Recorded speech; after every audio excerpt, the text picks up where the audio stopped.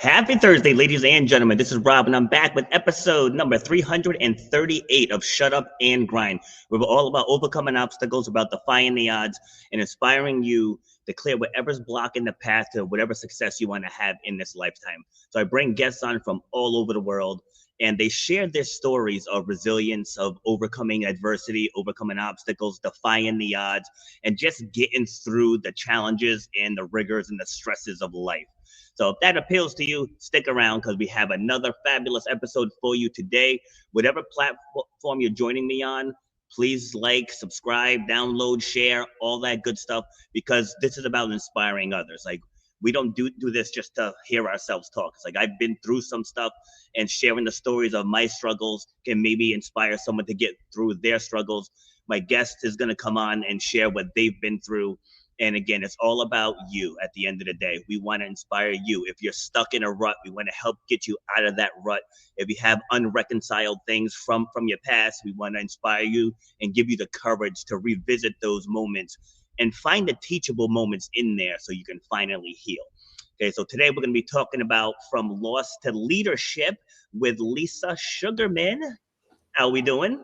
Hey, Rob. I'm great. How you doing? Doing great, thank you. Where are you joining me from? I'm just north of Boston in Salem, Mass. Oh, okay. So you're in New England, here in Rhode Island. Okay, so we're not that far. Yeah, good stuff. Well, thank you for the time to come in and share with me. So glad to have you. Oh, it's my pleasure. Glad to be here. All right, so let's dive in. Let's get to know you a little bit better. How would you describe yourself? I think above all, I'm an empath. I'm just one of those people who feels all of it. I feel your vibrations. I feel the world around me. I feel the people I'm closest to. So I've just kind of always been that highly sensitive person, which I think is kind of crazy when you think about what I do in the world, how I show up in the world right now, because what I deal with day to day is super, super heavy. But I also think that ability to connect with people on the feeling level, the empathy level, is maybe, a bit of maybe a superpower. Who knows? It's definitely a superpower. Yeah. So let's turn back the clock. Let's talk about 8-year-old Lisa. Right? What was 8-year-old Lisa's life like? Oh, it was beautiful. I mean, I grew up about a mile down the road from where I'm talking to you from. So I said I was in Salem, Massachusetts, and I grew up about a mile down the road in Marblehead, Mass. It's, birthplace of the American Navy, little harbor town. And, it was like idyllic. Anywhere you are in the town, it was a mile away from the ocean. We have one of the most beautiful harbors in the world. I was just a happy kid. I was an only child, adored my father, adored my mom. Just, one of those neighborhoods that was just like kids, every house, every door, all my age. So it was beautiful. It was joyful. I felt loved. We just had fun. I just had fun doing simple things when I was a kid. Like we were like either diving off docks, or we were climbing up trees, or we were on trails, in the back around the house. And it was just a blast. It was such a fun childhood. That sounds very similar to my upbringing too. Grew up in the country. We were probably 3 or 4 miles from the ocean. Lots of oceans, because this is the ocean state, right? So we have lots of beaches to choose from, and it's good having that solid family structure. So that way, when challenges arise, people tend to be more equipped to deal with them. Like, do you agree with that in your experiences? Oh, absolutely. There's no question about that. I mean, even as a young kid, I felt so aware of the world around me because of my parents, and just felt supported and felt safe and protected all the time, and just kind of dialed into the world. I think I related more with grownups in a lot of ways than I did with kids. So I feel like my parents worked really hard to just give me those tools. And my husband and I have tried to do the same thing. We have 2 grown daughters now, and one of them lives in Japan. So we feel like we've passed along, what we were raised like to our kids, and now they're doing the same thing. So it's beautiful when you have that foundation and you can just kind of launch in the world and experience it, the best of it. you know. What did you want to be when you were a child? Like, did you have any, like, do you want to be an actress or anything of of that nature?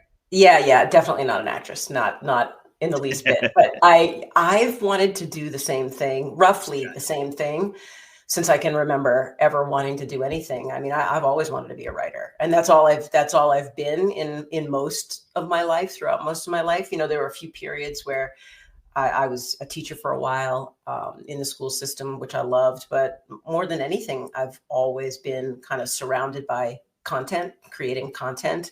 And I mean, I can remember being an 8-year-old, 9-year-old little girl in my neighborhood, creating newspapers, like neighborhood newspapers with my best friends, and kind of going door to door and trying to get people to subscribe to our like little 2-story newspaper. And that's all I ever wanted to be. Yeah. What drove that passion though? I don't know. I think probably that I felt like I could articulate myself best on paper in that way. Like I always had big thoughts. I always had a lot to say, but I felt more comfortable saying it on paper.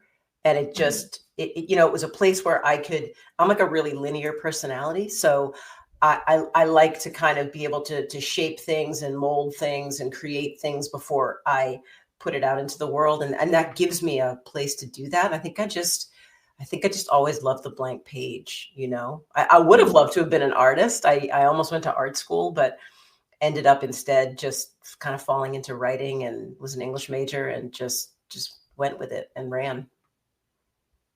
What type of things do you like to write about? Life. I mean, it's like anecdotal, everything I do. In the beginning, you know, early in my career, I was writing for newspapers and magazines. So it was like, you know, I was doing like the super glamorous stuff, like school committee meetings and, you know, like zoning board meetings and high school sports, like all that grunt kind of stuff when I was doing newspaper writing. And then moved into like PR and marketing. And that was, you know, a little sexier in a lot of ways. And I love writing about what I know. So when I moved kind of along in my life, and my husband and I got married, and we had our kids, and I was kind of in the thick of it, in that parenting space and time in my life, that's what I really started writing about and connecting with. And that's what I wrote about for probably a dozen years. And it was just like work-life balance, relationships, raising your kids, you know, all the stuff we all go through, just kind of under a different roof. That's what I love to share, just my own experiences. Love it. And what do you want the takeaway from your writings to be? You know, I mean, especially the writing I'm doing now, which is so different than the writing I was doing even like 3 or 4 years ago. So I was in that parenting space for such a long time. And now I'm very much in the mental health space. In particular, kind of like my lane is like suicide awareness and prevention. And I just want people to know that they're not out there alone, even when they feel like they're alone. There are a lot of people in this world who don't have a partner, don't have a family or a community. And it's isolating, especially when you're dealing with subjects that are tough. And I just want people to know that even when they think they don't have anyone, there are people out there. They do have support. Okay, so let's dive into that. So I know you have a whole background of how you chose that lane. So just whatever you want to share regarding that, go ahead. Just remember, whatever you share, I'm going to pick it apart. Yeah, no, pick away. That's great. Okay. So, well, for one thing I will say for sure is that, and I've been realizing this more and more, is that I didn't pick it. It picked me, without a doubt. It picked me. It was not ever a change that I expected to make. Like if you had ever said to me a few years ago that I would be in this space doing these things, I think you had lost your mind, because it was nowhere on my radar. But my story, kind of the why for what I do. So what I do now, I'm, you know, first and foremost, a mental health advocate. And most of what I do revolves around, like I said, suicide awareness and prevention. And the reason for that is because, so I lost my dad when I was 10 years old. And the story that I was told when he passed away super suddenly was that he had died of a heart attack. And even though he was a really fit guy, very active, very athletic, he was a big smoker. And I knew that people had heart attacks on his side of the family. So it was just not a story that I ever challenged. So that was how I knew my father had been taken. That was the way. And then 35 years later, I completely stumbled on the truth that my dad had died by suicide. And my dad is actually the third person in my life that I've lost to suicide. So, starting the year before he passed away, I lost a cousin who lived a half a mile up the street. He was 18. And then not even 4 years ago, my husband and I, one of our dearest friends from the time I was 5 years old, he took his own life. So it just caused a shift. Like I couldn't write about what I was writing about before. I didn't feel like it was as important. I didn't think anything was as important. So, I kind of shut down for a few years. I found this out about 10 years ago, 11 years ago, and I shut down pretty much altogether in terms of like what I was doing in my life and writing. And I was just kind of silently, quietly trying to deal with it, trying to process it, trying to navigate it all. And how did you stumble upon it? So it was just kind of a kooky situation. My husband and I, we lived in this small town, this small harbor town, and we were eating lunch outside at a cafe, and my cousin walked by, someone I hadn't seen for a while. She's a little older than I am. Her kids are older. And she sat down and we were catching up, hadn't seen each other for a while, and just like asking about our kids, what was everybody up to? And out of nowhere, she just kind of dropped a grenade and said, "Are your girls," my kids at the time were probably like teenagers, "Are your girls dealing with the same mental illness that your dad was dealing with?" And I had absolutely no idea what the hell she was talking about. Never was aware that my dad had been depressed, never knew that he had had any mental illness. Neither did my mother. No one did. He was that guy. He was the guy who just looked like he was present and driven and loving and connected, and such a family oriented guy who just loved his life. Never, ever would have suspected. And so I didn't know what she meant, but it was like in that moment, sometimes you just get caught off guard. You just don't know what to say. And I didn't really say anything. And as soon as I was kind of trying to even articulate a response to her, she just kind of went off talking about something else. And I just sat with it. And the next time I talked to my mom, which was like the next day, I wasn't even really prepared to ask her the question that I asked her. We were just reminiscing, talking. It didn't like unlock anything for me. It didn't start me like thinking, okay, do I not know something that I should know? It wasn't like that. I just, out of nowhere, I asked if my dad had been depressed, and she said yes, which I had never asked her before. And then before I knew it, I was asking her if he had taken his life, and she said yes. Wow. Yeah.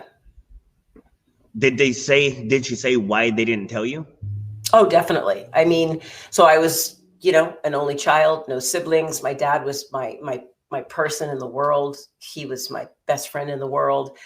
And I was a 10-year-old kid. My mom was barely 40. I had just turned 10 years old. And all of a sudden he was gone. And that was traumatic enough. And in that moment, like, you make split decisions in your life, depending on, where your heart is and what your head tells you to do. And in that moment, my mom was like, she's got way more to deal with than a 10-year-old kid should deal with at this point, because her dad is gone. I can't imagine just layering a suicide on top of that. And so she kind of made a promise to herself to never say anything to me about it unless I asked. And if I asked, she promised herself she would never lie to me. So she basically kept both promises, because she didn't tell me, but then she didn't deny it when I asked her. There would have never been a reason for me to ask. But whatever my cousin said. Did you feel angry at all? No, never. And it's funny, a lot of people ask me that, and it's a super valid question. I feel nothing but gratitude. Absolutely nothing but gratitude to my mom for sparing me for that, because I don't think I ever could have handled it. As bad as it was, and I remember everything about that time, like how isolating it was. I was in fifth grade, I think. I was the only kid in my school who didn't have a parent. I was completely isolated in that way. Nobody knew how to talk to me. Nobody knew how, what to say or how to act around me. And so it was a really tough time. And my mom I think she saved me from even more pain in that period of time, because I don't know if I would have made it through it knowing he had decided to leave. How so did she help you? I mean, in all the ways, like in supporting me, obviously, in supporting me, being present. I mean, what I now know that I didn't know then, I knew my mom had lost her husband, but as a 10-year-old kid, like, you're not focusing on that. You're just focusing on the pain that you're in. What I didn't know is that my mom kept that secret of his suicide from me and from everybody else for 35 years. So, and in spite of all that, she showed up for me, was a mother to me, was a father to me, gave me the freedom to do the things that I needed to do in my life, that I felt I believed I needed to do, path I needed to walk, and has always just been such an unconditional source of support and love for me in every way. I mean, she supported me in every aspect of my life, is the best way to answer that. Wow. It's like I don't really go too deep into my guest's background. So like I learn things on the fly in real time. Yeah. Cause like when you were talking about your childhood earlier, and then we left out the part where you lost your dad at 10. Yeah. Right. So how, like, did that affect you in school or just in general? And if so, how long did it take you to work through it? It definitely affected me, for sure. I mean, I was an awkward kid, I feel like, anyway. I mean, I was a tomboy, total tomboy. And I, so I always felt kind of a little isolated in some ways back in those days anyway. But it separated me. I was like kind of on a little bit of an island by myself. I mean, I definitely felt that people were hesitant around me, even adults, even teachers. I don't remember having a single conversation with a guidance counselor. I mean, I can't imagine one of my kids in this day and age, losing a parent and not having everyone in their school system be there for them, support them, show up for them. It wasn't like that then. I mean, it was like crickets for me in terms of anybody I was close to, even my own family members. Nobody was asking how I was and what I needed, because they didn't know. We didn't know then what we know now about mental illness. It was so stigmatized anyway, and that's why I think one of the reasons why my mother didn't say anything. I mean, the world didn't know that it was a suicide until I found out, and then I eventually started talking about it. But just in general, with people losing people, grief and loss wasn't talked about. You just kind of kept it in the shadows. And my mother did the best that she could, and we obviously talked about my dad all the time, but there wasn't like wasn't counseling. I wasn't going to groups. I wasn't going to therapy. I wasn't supported in that way, because it didn't exist. So it was hard. It was really hard. Yeah, this is my eyes are getting so bad, like I can't see. So she blanketed you with love because the loss was so visible in you. Yeah, Does she's that right. sound about right? Yeah, Monique, you're spot on. That was absolutely right. She did, because I think that was the only thing she knew. Like, my mother came from a place of such incredible love. My mother's family and my father's family were about as night and day as you could possibly get in a family. My mother's family was just an abundance of support and love, and you would always get the hugs and the kisses and that verbal affirmation.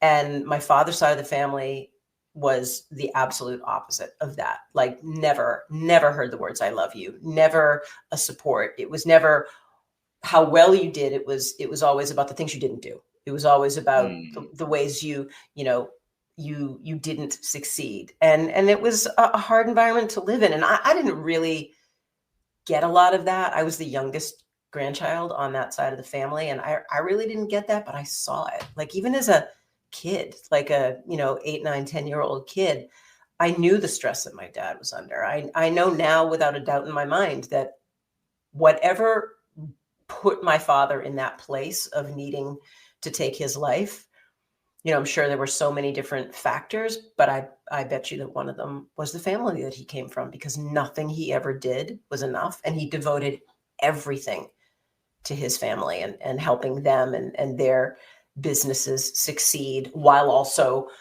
working a full-time job to support my mom and to support me. So, it was a different time, and it was not something anybody ever talked about. You just kind of dealt with it in your own quiet way. And how did that affect your mom during that time? Well, I mean, which time? Do you mean when I originally lost my father, or when I found out the Yes. truth?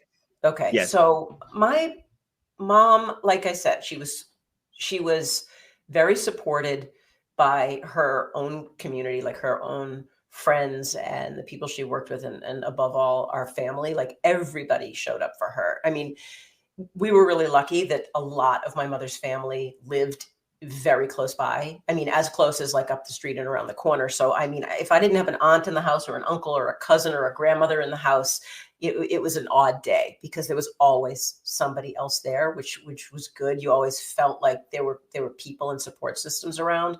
But I always knew, starting from almost immediately after my dad died, like, I had family on my dad's side living very close by too. And, kind of invitations to be part of what was going on that side of the family stopped coming as often. We stopped seeing them as regularly. Like I said, I was the youngest cousin on that side of the family, and I didn't have any real connection with any of my cousins, which I know I really could have benefited from. And I didn't have that. I mean, my grandmother was never really showing up to support my mother, and my father's siblings weren't either. So it was sad. And I knew that then. And it was very stressful for her. And, she tried not to let it trickle down and affect me. My mother would never say a word. Breaking up a little bit. Uh-oh. Uh-oh. You got me? All right. Yeah, that sounds better. Okay. Yeah. So my mother's, my mother's support really did not ever come from my dad's side of the family. It was all her side, and it was hurtful. And I knew it was hurtful even as a little kid. Yeah, and I've kind of been moving into like an overcoming self-doubt kind of phase, because I think, obviously suicide's the ultimate thing that you want to avoid. But like, if you can kind of catch it in the beginning, when that self-doubt first creeps in, because then it just spirals. Like, once you're doubting, am I on the right path? Am I good enough? Am I able to do this? Am I smart enough? Like, all of those things just snowball until it comes to a head. And like, there was this young man I used to wrestle back in the day. Yeah, back in the day when I was 38. And I used to wrestle this young man. He was 20. And he was total emo, like all black everything, the black lipstick, the black fingernails, like he was full on emo, which is cool. But his girlfriend broke up with him, and he just went into this dark place. And I spent time with him, like after some of the matches, like I spent like an hour or so with him, just he just bawling, crying, kept saying, I don't want to live. And I did my absolute best, trying to talk to him, trying to talk to his dad. And I chatted with him online this one day, for probably like 2 hours, just going back and forth online, just trying to pump him up. But just some people just reached that point.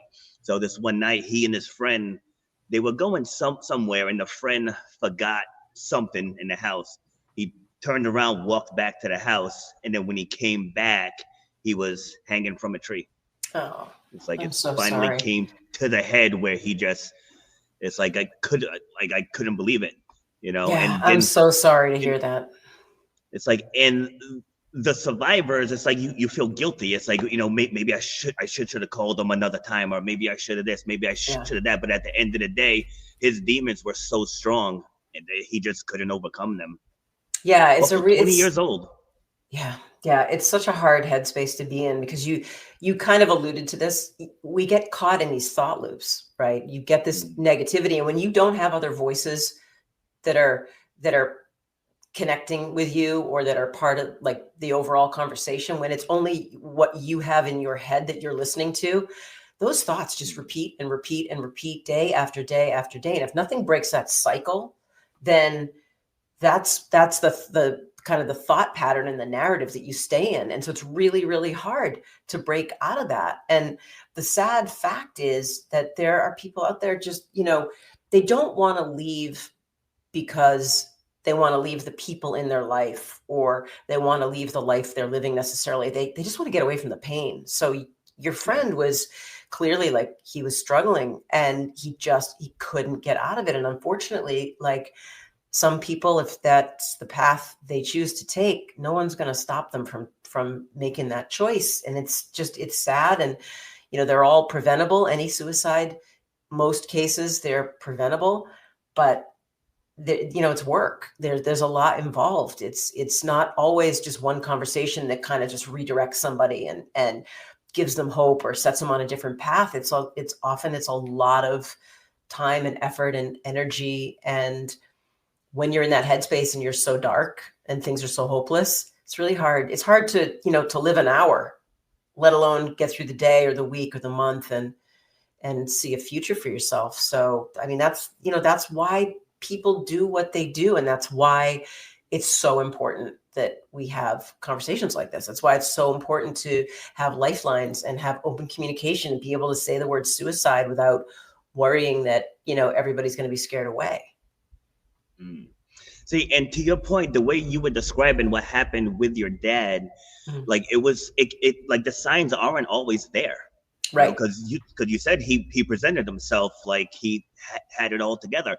Like while you were describing it, it reminded me of when Robin Williams did it. Yeah, because it's like anytime you saw him, I get it. He's an actor and stuff. He always seemed happy-go-lucky. He's laughing. He's telling jokes. And then when I heard that on the news, I was like blindsided. I was like, really, him?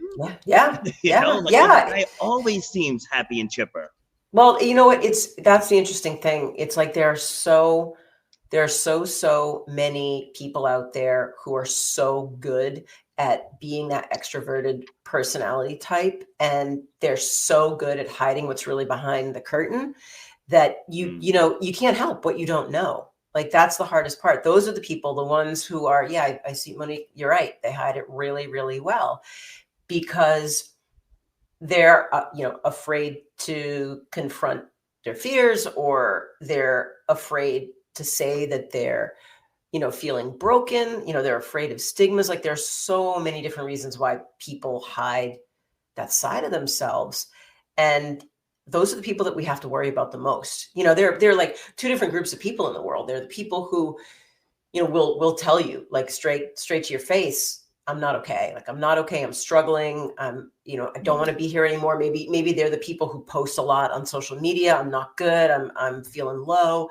And then you have these people who are like, I'm living my best life. Everything is so good. They show up, they have the smile, and they're the ones who are, who are dying inside because they can't cope, but you don't see it.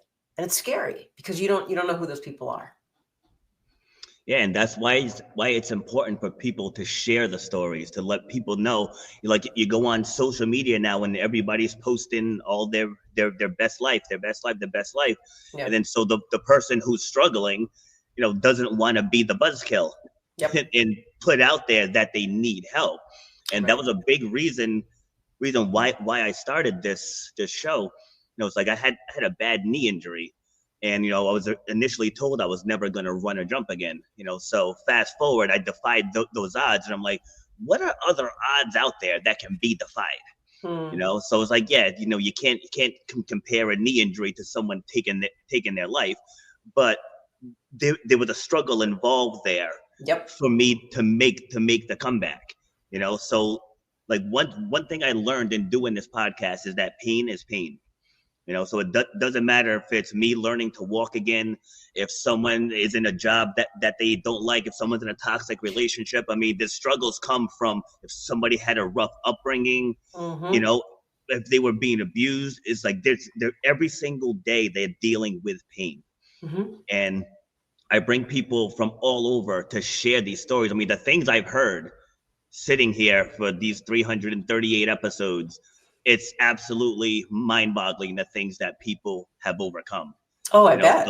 So anything can be overcome, but we have to give people the courage to come out and talk about it. Mm-hmm. You know, because what they're afraid of is they're afraid of the fear and the judgment. But what they're actually gonna find is you're gonna find somebody else that's like, hey, I've dealt with that. Let's talk. That's it. That's it. And that's, you know, that's the whole point. It's finding those points of connection, because we all deal with grief. We all deal with loss. We all deal with sadness and at times hopelessness and sometimes depression and anxiety. You know, in some way, we all deal with those different things. We just don't all deal with them the same way, and we don't overcome them in the same way. So the more we can talk about what we're going through, the more somebody else can connect with it and say, oh yeah, that thing, I totally struggle with that thing. And then all of a sudden you learn what I did to deal with that thing. And maybe it's something you haven't tried, and maybe it's something you haven't thought about. And you're like, you know what, I'm going to try that thing. And maybe it works for you, or maybe it doesn't work for you, but maybe it leads you in a different direction. So it's by having all these conversations about the stuff, like you said, anything that's challenging you, there is somebody out there in the world who either is dealing with it or has dealt with it or has overcome it. And that's the whole point of sharing. That's one of the things that I talk a lot about in terms of, like, in the context of the 988 crisis and suicide hotline. So I'm a 988 operator, but I'm also I work at the Trevor Project, and I'm a crisis lifeline operator with the Trevor Project. And for those who don't know what that is, it's the largest LGBTQ crisis and suicide hotline on the planet for at-risk youth, ages 13 to 24. And so I'm on the phones all the time listening to people who are either suicidal or homicidal or struggling, but it's not just for people who are struggling in that way. It's also for, maybe you're dealing with homelessness, or maybe you had a bad breakup, or maybe you're afraid of coming out, or maybe you lost your job. I mean, so like whatever you consider to be a crisis in your life, it's worth calling. And people don't realize that what's a crisis for me may not be a crisis for you, and vice versa. So it's all relative to who we are. Exactly. And when people are searching for help too, it's important to go to multiple sources. Yes. You know, definitely go to multiple sources. Like I tell people with that, even with doctors, it's like people like, oh, my shoulder's been bothering me for the last 10 years. Like, well, have you seen someone else? You know, like there's different levels. Like with me, I'm very direct in my approach. And some people need that. Like the people that need that, they gravitate towards me. You know, you said you have a more empathetic approach. People need that, and they'll gravitate towards you.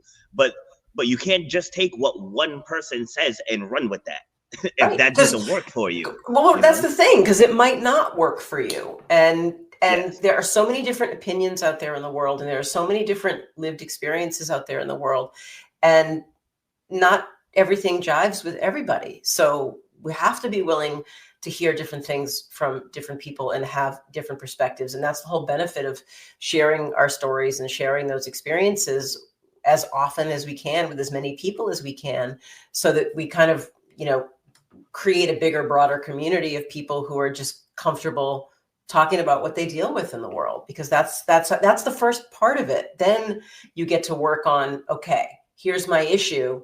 This is what I struggle with. Now I can actively try to figure out how to fix it or how to overcome it. Yeah, and suicide effects, I believe the number is 70% of our men. And I've interviewed a lot of veterans in here. My friend Steve and my sister Monique are on now. They're both veterans as well. And I think Monique works with the VA.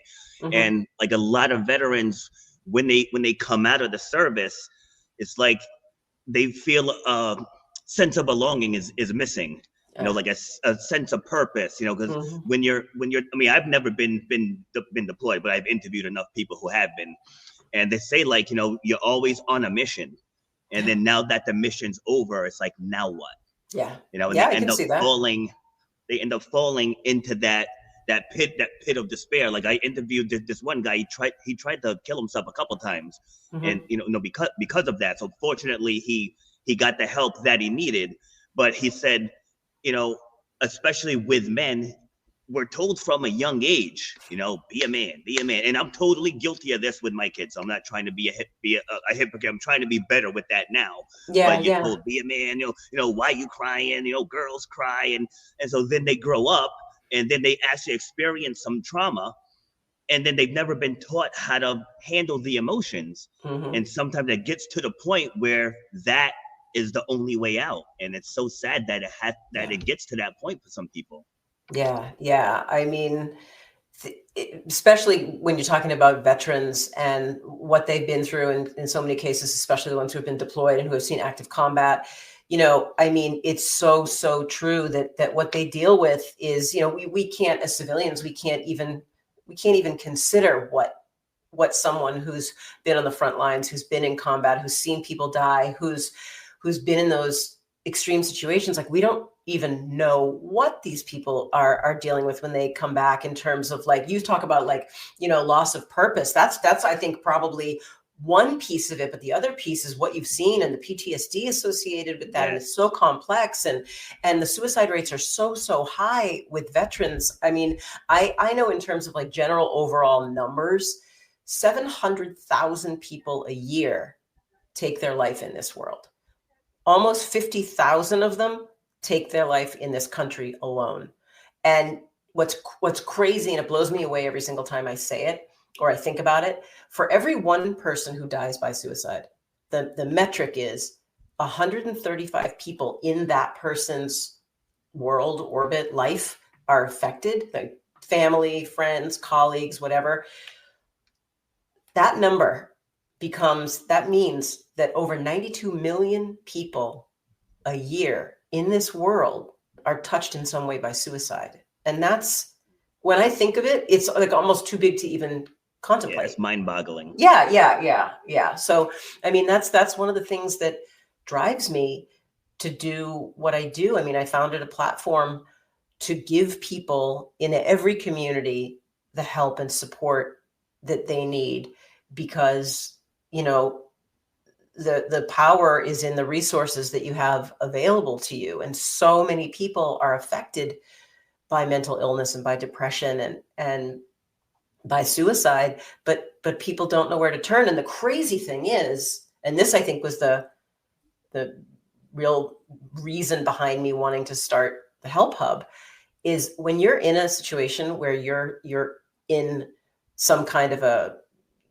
hopeless state, or you're in a mental free fall, you don't have the capacity. You don't know what you need. You don't know who to go to in a lot of cases. You can't take the time. You don't have the brain power or the bandwidth to go, like, looking for help or resources or support. And so what I wanted to do was put together a place where all of us, anyone in whatever community, whether it's, I have a section for veterans, for the elderly, for children, for the BIPOC community, for the Asian community, the queer community, everyone deals with the same things, but experiences them in very different ways. So it's important to get the resources that you need to support your unique issues and trauma. So yeah, I mean, it's a global issue, and it doesn't discriminate in terms of, race or economic status or where you live in the world. It's, these are things that hit every one of us. That's a fact. So, but before I share real quick, Monique, I'm getting old. That's what's going on with my eyes. Okay, I'm getting old. But you mentioned PTSD. So my father was a Vietnam vet, and he never spoke about the war, right? There was twice that I can remember. Once he was in the swimming pool with his Captain and Coke, and he told some stuff that, I wish I never heard. Yeah. But the big one was when he was sick. He passed away in 2019. I went up to the VA. Now, it's okay, because if he lived into 2020, it would have been worse. So we actually had a really good ending for him. Okay. And he lived to be almost 80. So it's he definitely wasn't a young buck, right? Yeah. But like, I remember in school I had to do a report on the Vietnam War. So I'm like, oh, who better to go to than Right. he shut it down in a second. He did not want to talk about it. So we're at the VA. He's applying for benefits, and he had to talk about PTSD. And so I'm sitting there with him, and the worker comes in, and she's like, "So, what happened?" Oh, just like nonchalantly, right? Yeah, that's right. crazy. But just like, I've never seen my father like this. So Monique, who is on now, she's my sister, and she can attest. Like, only time I've ever seen my father get teary-eyed is at a funeral. Like, he was just always just such a manly man. But he just like he put his head down, like his shoulders dropped, and at first he's like, "I can't do this." Like no, I can't do this. He's like, let's pick another day. And I was like, "Dad, just take a minute, just breathe. Like, we're all here now. Just gather your thoughts, and then when you're ready, just tell her what happened." And I'm not gonna say what happened, but he put his head down, and I see tears hitting the table. I was like, "Oh my God." And then he starts talking, and now I'm getting teary-eyed, but more so because he held that in for over 60 years. Yeah, that's so much to carry. He held that in. So much it's to like carry. he was an engineer, so like he always buried himself in work. He was always building something. Like you can't go to he's fixing a car. He's right building something, right? Yeah. And so he always kept himself busy, but like, I can't believe that he held that in for so long. Yeah, well, you know what? People didn't talk about it. People didn't talk about their mental health or their mental unwellness or their depression or their anxiety, because it was a sign of weakness. I mean, you said it a few minutes ago, especially if you're a man. I mean, I feel so sad for, the boomer generation and the generation before them and our generation who had the trickle down from that. And, all these young boys who I went to school with who had to pretend they were something that they weren't and were afraid to show how they really felt, or to be emotional when they wanted to be emotional. Like, I can't imagine what that must have been like to hold all that in for your dad. I mean, and what a gift, though, as hard as it must have been in that moment, like, what a gift to finally be able to just like, connect with it and let it out, Yep. Yeah. Like I said, seeing him that vulnerable, it was heartbreaking. Like, it really was, because like that's just not how I see him. He was just always, the epitome of just a manly man. Could do anything with his hands. He was always positive. He never doubted himself. Like, if he wanted something, he was gonna figure out how to do it. And I think that trickled down to all of us. Like, I'm the youngest of 7. And we were all athletes, all driven, like, and we're all successful, and but a lot of it stemmed from that. I even named this show because of him, because as I said, I've never seen him just give up on anything, no matter how asinine it may have sounded to the rest of us. We're like, "You're gonna do what?" Right? That's great. But then give it a few weeks, couple months, and boom, that thing is done. It's like, wow, he actually pulled it off. I mean, in so many ways, like, that's a great, beautiful mentality, and it is important to be able to persevere. Like, that is so important. But what I think everybody is really starting to realize, like, this generation right now, in this day and age, people understand that there has to be a balance now. If you can't do the thing, or maybe you can't achieve exactly what you aspire to, it's, you got to be a little bit nimble in this life and know how to come back and be more resilient and know your limitations in a lot of ways. This is not to say that we need to be giving up on things that we want to do. It just means that we have to keep it in perspective and understand that, okay, maybe you can't do one thing one way, but okay, so maybe regroup and maybe you can get there another way. There it is. Yep. I was just going to say, because you mentioned earlier that you didn't choose this niche. This niche chose you. Yeah, and I think that's what sometimes people struggle with, because they think they should be doing this thing when this thing is calling them.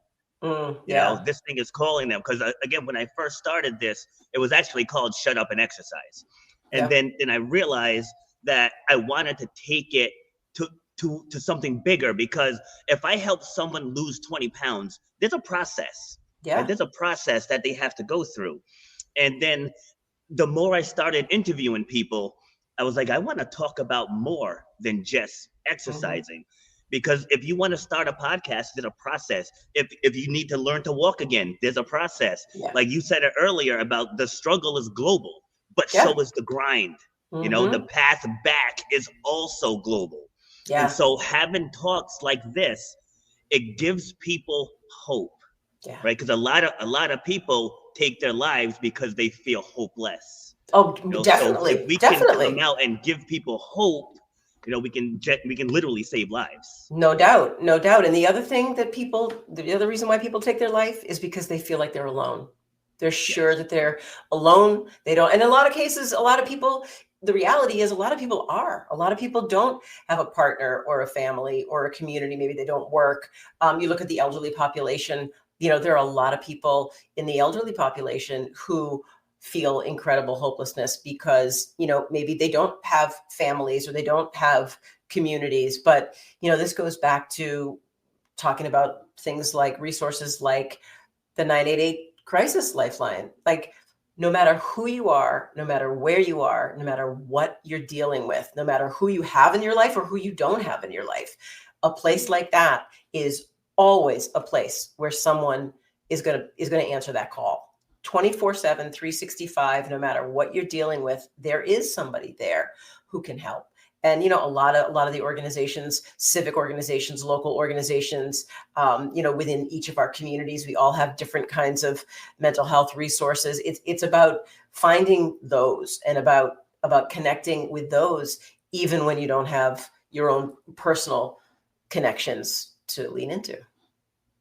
Absolutely. So we got a few minutes left here. Let's talk Yeah. about the HelpHUB and how you started that, what you guys do, and then how people can connect if needed.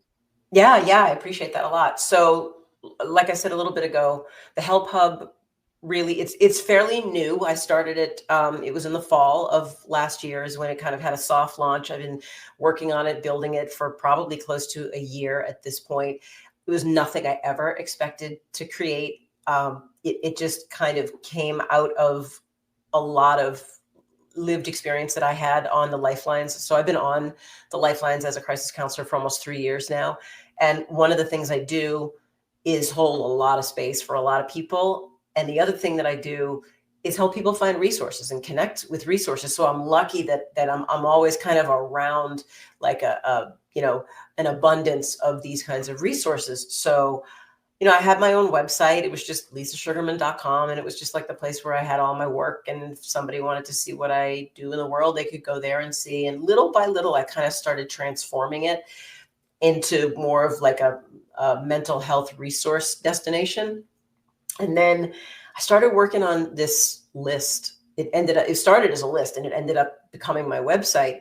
I wanted to add resources to my website. Just if people came through and they were in crisis in whatever way and they needed resources, they could check out my list. And then all of a sudden I kind of took a step back after months and months of, pulling together all these resources. I'm like, God, this list is incredibly long and it's got no structure. And if someone comes, they're going to see this, 9-mile long list and they're not going to know what to do with it. So I took a step back and I started to think of it in terms of like, okay, who needs what kind of help? Like you might need different type of help than I might need, than this person might need. So I started thinking of it in terms of categories and I kind of identified a bunch of categories and there ultimately right now there are 16 different categories. And I created this grid. It really just super user friendly, very simple. And everything on the HelpHUB is free. It will always be free. I don't want there to be any barriers to somebody getting the help that they need. And so I started dividing everything into these categories. And I realized that this hub that I had, this resources hub, was like the essence of my site now. And so I rebuilt everything, renamed everything. Now it's the HelpHUB. It has a YouTube channel. It's got an Instagram account. I just launched my own podcast 2 weeks ago called The Survivors with another amazing mental health advocate And she's a survivor of suicide attempt. I'm a 3-time survivor of suicide loss. So together we are the survivors, and we talk about that kind of loss and how to find hope. So I just started really building up what I wanted to be like just a resource hub for anyone to help them navigate whatever challenges they have in the moment. Love it. That is great. So Yeah. I'm going to ask you for a final word in a second. Yeah. So your links will be in the description on all of the platforms. That's so anyone great. that wants to reach out, or if you know someone who can benefit from reaching out, please pass those links along. And now give us a final word. Yeah, the final word is simple. You're not alone out there. You're not alone in whatever it is that you're dealing with in your life right now that's got you feeling low or feeling helpless or hopeless. You're not always going to feel the same way that you feel right now. If you're in the thick of it and it's bad, maybe the worst it's ever been for you, it won't always be this way. And the way that you change that is when you start talking about it and when you start reaching out to people for help, because that's where the power lies. It lies in sharing. I mean, you say it's right above your head and my head right now on the screen. Your power lies in your story. And when you start telling people about your story, that's when you find the help and the hope that you need. All right. Thank you very much for taking the time to come out. This was a very, very insightful episode. And I have this new software now, this AI software, where I can put the link to the video and it'll split it into like 30 different clips. Oh, so amazing. This info is going to be all over the internet. So I love it. I love it. Robert, thank you so much for having me. This was a blast. I loved the opportunity just to have such a beautiful conversation. Thank you. And you are welcome back anytime. Oh, thank you. Thank you. I will absolutely come back. All right. Take care. Thank you. You too. You've been listening to Shut Up and Grind. We hope you've gotten some useful and practical information from this show. Robert has over 20 years experience pouring his knowledge and expertise at many events in the service and fitness industry, as well as secondary schools and universities. He has a true passion for helping others break through the barriers that are holding them back. To book Robert B. Foster to speak or to reach out, go to robertbfoster.com. Till next time, shut up and grind.